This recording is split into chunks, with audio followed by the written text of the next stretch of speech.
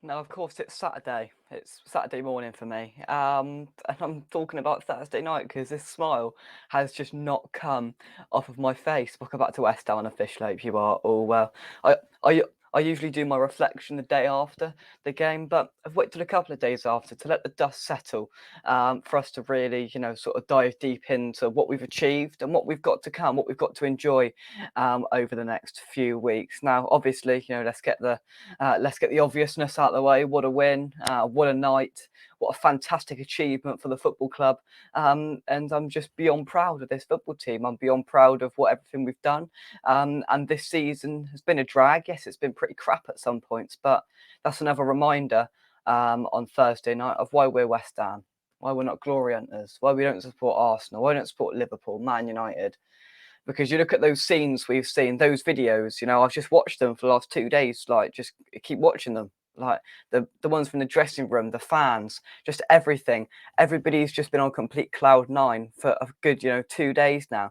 And it's nothing less from what these fans deserve. Every one of them that went out to Amsterdam and Alkmaar went in the ground, went in to Amsterdam and watched it in there. That's nothing less what the fans deserved. Fans have been excellent this season, as they always are, as they always have been. But this season, they've travelled to all over the world, all over Europe, and of course all over the country as well. And it's been pretty dire at times. It's been poor, but not last night, 2 nights ago, that just forgot it all. And there was many sort of videos that made us all emotional, and when I was uploading a few videos on Thursday night before I went to bed, it was quite emotional. It was very emotion ridden night for West Ham, because we haven't been in a European final for 47 years. We haven't been in a final since 2006. It's a massive achievement for the football club. I don't care what European competition is. It's run by UEFA. It's a European competition. That's all we need to know. It was good enough for Jose Mourinho last year, so it's flipping good enough for us. And we just got to go and win it now, haven't we? Those scenes we've seen, that's going to be 10 times better if we win it over in Prague. And to say Moises lost that dressing room, I mean, that video of him doing his little speech and then all the players go for it. That photo, that photo of Noble holding the crate of Heineken and everybody going mental. That's absolutely brilliant. And every single video I've seen for the night, apart from, of course, the awful scenes over the other end of the stadium, have been absolutely exceptional. It's been so good, and it's definitely been a couple of days to remember, because we've just had so much joy to come out of it. Declan Rice has, he's come out in his interviews, and yes, he's hinted, which we've understood as a fan base, but you know, him singing Bubbles, and one that got me going as well is you had Mark Noble, Kevin Nolan, and Declan Rice, the last three captains of this football club, all singing "We love you, West Ham, we do." This is why we do it. You know that on Thursday night is why we do all this, because it was just beyond belief good. It's what dreams are made of. It's what we've all dreamt of as West Ham fans. Now I'm 15 years old. Many people haven't seen us, win anything as a fan base. Many people have branded that as their best night supporting West Ham. That are 40, 50 years old. That's what it means. Despite the European competition, that's what it means. You saw the players as well. You know, it's been, as I said, a really, really tough season. And it's looked like at stages Moises lost the dressing room, but he certainly didn't on Thursday night. That dressing room was rocking. The players were together. They looked absolutely buzzing, whether they were with the fans celebrating West Ham are massive and all of that, or in the changing room from what we've seen as well. There's just been the biggest feel good factor around this football club that you could ever feel in the last 2 days. And yeah, it's just been quite incredible to be a part of it. And yeah, we've just got to go and win it now. I mean, we've got Leeds tomorrow, but quite frankly, I don't care. I don't care. They could beat us for all I care, as long as none of our players get injured. We've got 2 games left now, and Moyes has hinted that he will make similar decisions to what he did against Brentford last week, and I think the fans will probably get on board with that. And then we've got our pre-Prague party at Leicester away next weekend.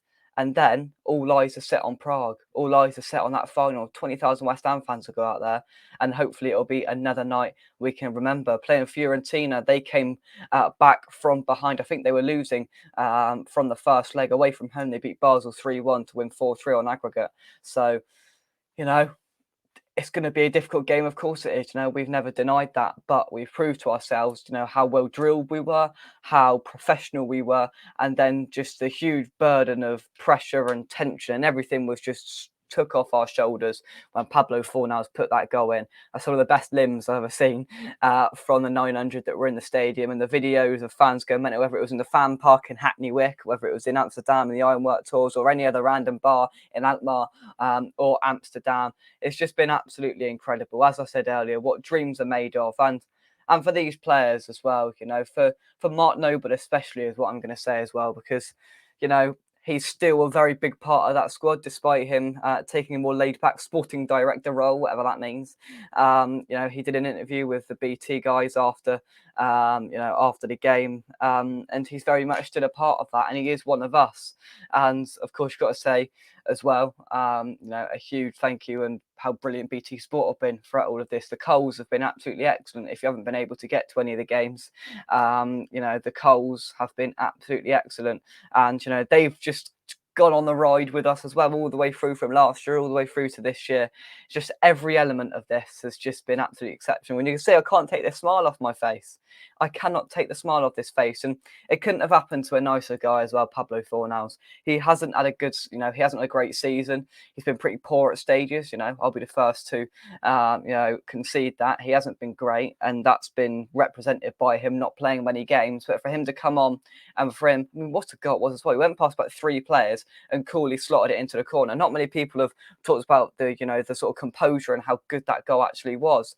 And then to go and to like stand on the advertising boards and give it a big one to the fans, you know, it was just perfect. It really, really was perfect. I think we would have all preferred that goal to come a little bit earlier, because my heart was going at that point, because they were putting the pressure on and we were quite clearly going to sit and defend, which was probably the right thing to do. We were winning away from home in Europe. It's exactly what we were going to do. You know, we all knew that, but it was still, you know, it didn't make it any less nervy, and just the complete release of all of the tension and fear of Alkmaar, you know, scoring when Fornals, when that goal at the back of the net was just absolutely incredible. A moment I'll never forget, and a moment that I think every West Ham fan will never forget as well. Oh, what a night. We now move on to two Premier League games.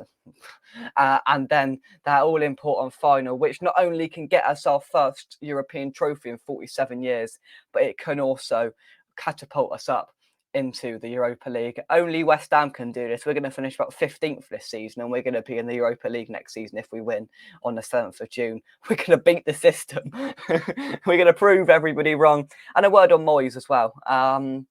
It's been, you know, not a good season for him. He had two great seasons, and this season, pretty much I'd say 99% of the fan base has called for him to be sacked. And a video that really got me when I saw it on Thursday night was, you know, they got everybody away from the horrendous scenes over the other end with the ultras and the families. And Moyes just ran. He ran to that away end, and he was just jumping up and down and going like that.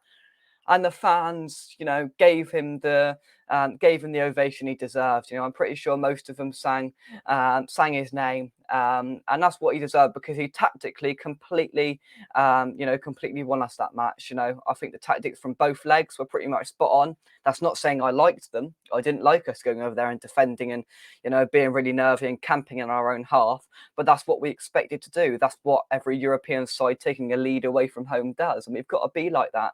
So, you know, you can't fault David Moyes with these two games. And yes, some will say this European campaign has kept him in a job. And well, I don't care if it's kept him in a job now. He's now got us to a final.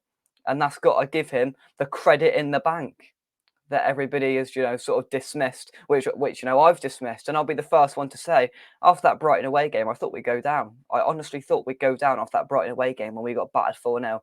That was that was a dark time for this football club. Many people said that was the worst performance they've ever seen from a West Ham side. You know, that was in March. So what, 2 or 3 months later, we're now in a European final. There's a feel-good factor back in the fan base, And David Moyes has got to take some credit for that as well. Well done, Moisey. Well done. Thank you very much indeed, everybody, for watching. Drop a like on the video and subscribe to West Ham Official if you're new. Check out all the videos.